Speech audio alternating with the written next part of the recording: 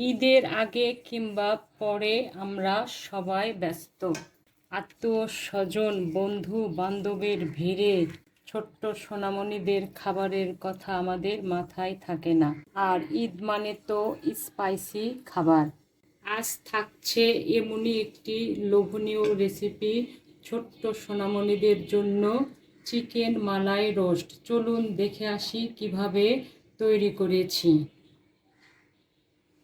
আজকের আয়োজনে থাকছে বাসার ছোট্ট সোনামণিদের জন্য চিকেন মালাই রোস্ট। তার জন্য এখানে আমি লেগ পিস নিয়েছি, ব্রেস্টের যে অংশ দুটোই নিয়েছি। যদিও সোনামণিরা লেগ পিস পছন্দ করে, তো আমি দুটোই নিয়েছি। আপনারা চাইলে শুধু লেগ পিস দিয়েও করতে পারবেন। এখানে আমি দেশি মুরগি নিয়েছি 1.5 কেজি।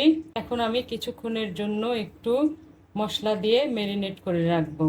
একটু লবণ দিলাম, একটু রসুন বাটা দিলাম, একটু আদা বাটা দিলাম, হালকা একটু জর্দার রং দিচ্ছি।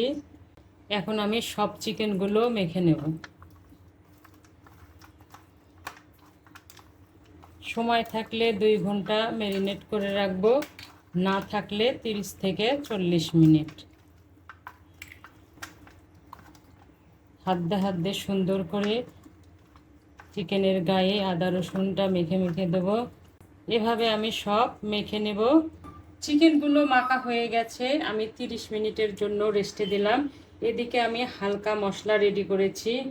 নারকেল বাটা 3 টেবিল চামচ, সাদা এলাচ 6-7টা, লং আছে 5টা, জয়ফল আছে 4 ভাগের 1 ভাগ, সাদা গোলমরিচ আছে হাফ চামচ, শাহি জিরা আছে 1 চামচ, আলু বুকরা আছে 4-5টা, টক দই আছে হাফ কাপের একটু কম, চীনা বাদাম আছে, এখানে যে কোনো বাদাম হাতের কাছে যেটা থাকবে আমরা সেটাই নেব।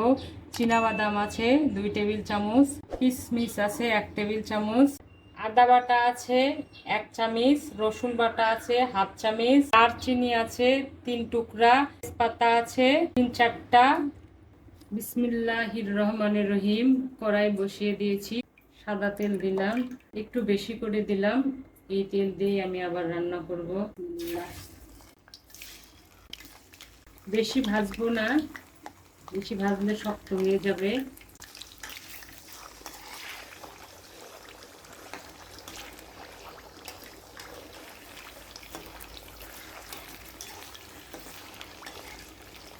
এভাবে আমি সব চিকেনগুলো ভেজে নেব।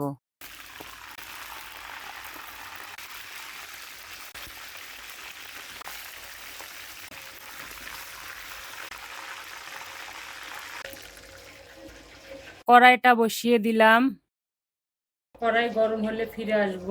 কড়াই গরম হয়ে গেছে, আমি পরিমাণ মতো তেল দিলাম।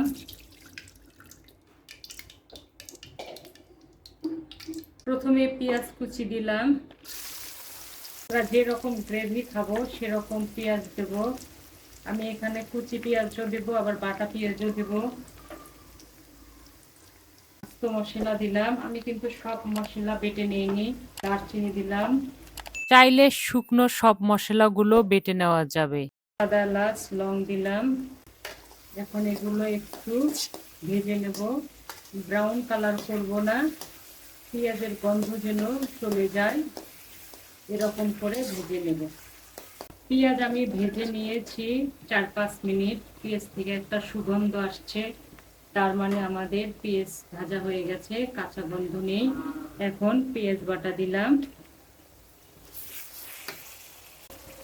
পেঁয়াজ বাটা একটু ভেজে নেব আমি, যেন পেঁয়াজ বাটার কাঁচা গন্ধটা না থাকে। ফিরে এলাম 4 মিনিট পরে।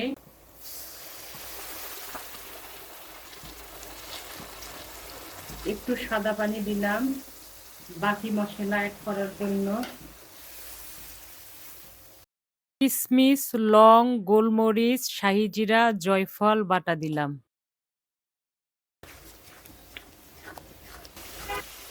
1 টেবিল চামচ ঘি দিলাম। এটা যখন আমরা ভেজে নেব ওই পর্যায়ে ঘি দিলে আরো সুন্দর হতো, তো আমার মনে ছিল না।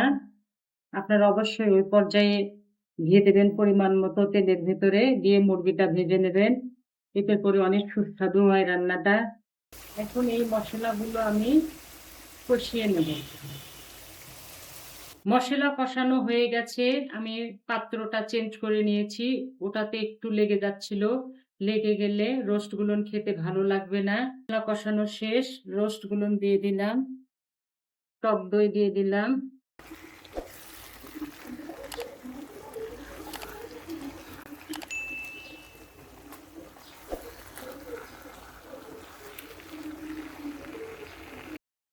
এক কাপ নারকেলের দুধ দিয়ে দিলাম। পরে আমি একটু দুধ দেব।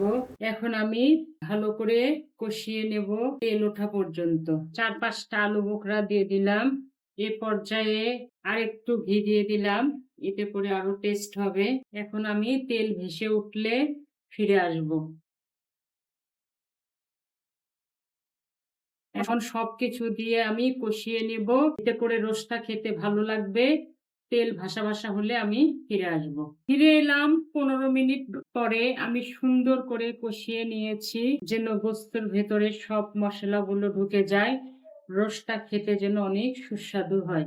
এখন আমি রোস্ট সিদ্ধ হওয়ার জন্য 1 কাপ পানি দিলাম, 1 কাপ ঘন দুধ দিলাম। এখন আমি জালটা জোরে দিয়ে দেব।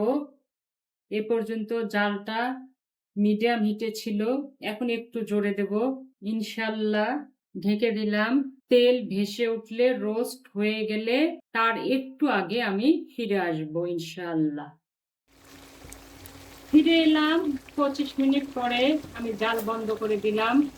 আমরা যেরকম গ্রেভি খাবো সেই টাইমে জালটা অফ করে দেব। কিছু কাঁচামরিচ দিলাম, এতে করে ঝাল হবে না, সুঘ্রাণ হবে।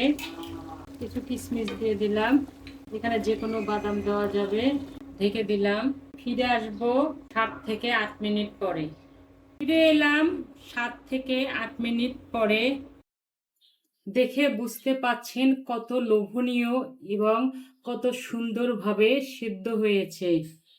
ছোটরা কিন্তু এরকম খাবার পছন্দ করে, ঝাল নেই, মিষ্টি মিষ্টি, কালারফুল। হয়ে গেল ছোট্ট সোনামণিদের লোভনীয় খাবার চিকেন মালাই রোস্ট। চাইলে কিন্তু বড়রাও খেতে পারবো। অবশ্যই তৈরি করে ছোট্ট সোনামণিদের খাওয়াবেন। সাদা পোলাওর সঙ্গে খেতে অনেক ভালো লাগে। আশা করি আপনাদের ভালো লেগেছে। আর ভালো লাগলে আমার ছোট্ট চ্যানেলটি প্লিজ সাবস্ক্রাইব করে ভিডিওটি লাইক, কমেন্ট, শেয়ার করে আমার সঙ্গে থাকবেন। ভালো খান, সুস্থ থাকুন। ইনশাল্লাহ আবার দেখা হবে। আল্লাহ হাফেজ।